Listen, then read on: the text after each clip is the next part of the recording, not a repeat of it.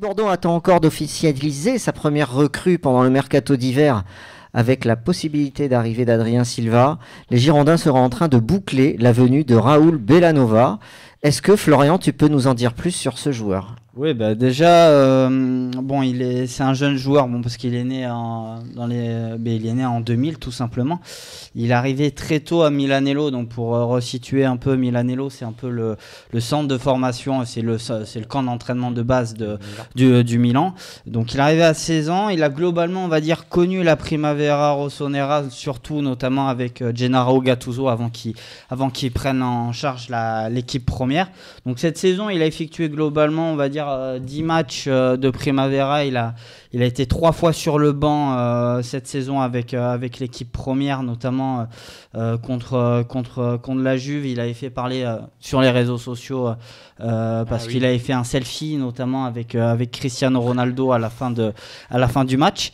Après, bon, ça reste quand même une jeune pousse italienne qui est en devenir parce qu'il a joué l'Euro U19 avec l'Italie. Il a été finaliste avec la petite squadra Azzurra et notamment il avait fait une passe décisive contre l'équipe de France parce que la France avait joué l'Italie en demi-finale. Moi, j'ai regardé un petit peu aussi au niveau de la comparaison, par exemple avec Palencia, parce que finalement, si tu vas chercher un joueur comme ça, c'est sans doute parce que tu vas peut-être pas garder Palencia. Justement, l'Italien fait quand même 1m85. Quand tu regardes Palencia, il fait 1m76. Globalement, c'est à peu près le même type de joueur parce qu'ils sont assez offensifs.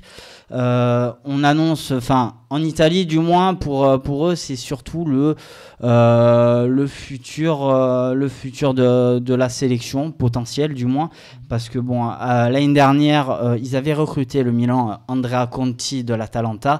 Il s'est très rapidement fait les croisés, donc en Italie tous les journaux spécialisés te parlaient de en gros voilà ce joueur là qui est Bellanova, voilà, je vais y arriver. Et en gros c'est le Conti made in Milan et en globalité il s'entraîne depuis que Gattuso est là avec l'équipe première. D'ailleurs, bon, il avait eu des mots élogieux cet été en disant que bon voilà, les rythmes sont beaucoup plus élevés. Le Meister en gros veut que tu donnes le maximum. Il n'hésite pas à te reprendre avec un ton bien connu quand il était joueur et il te pousse à te donner le meilleur de toi-même. Donc voilà, en Italie, globalement, c'est le dernier joyau formé à Milan. On parle de son caractère qui est un peu bancal.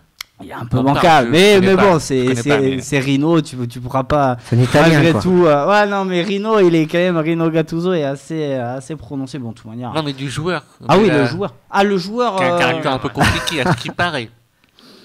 Bon, en globalité, pas tant que ça. Après, tu as l'agent du joueur qui avait parlé il y a à peu près une douzaine de mois, donc il y a quasiment un an, du joueur. Et pour lui, il disait, bon, clairement, si il est un peu avec l'équipe première, c'est aussi parce que Gattuso le connaissait avec la Primavera et que tu as tant de jeunes joueurs du Milan qui veulent s'entraîner avec l'équipe première.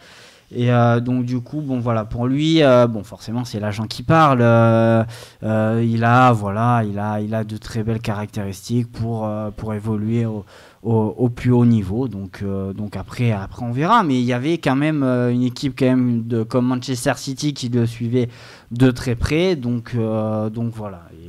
Et pour le Milan, c'était un motif de fierté d'avoir déjà à l'époque un jeune qui performait avec l'équipe italienne U19.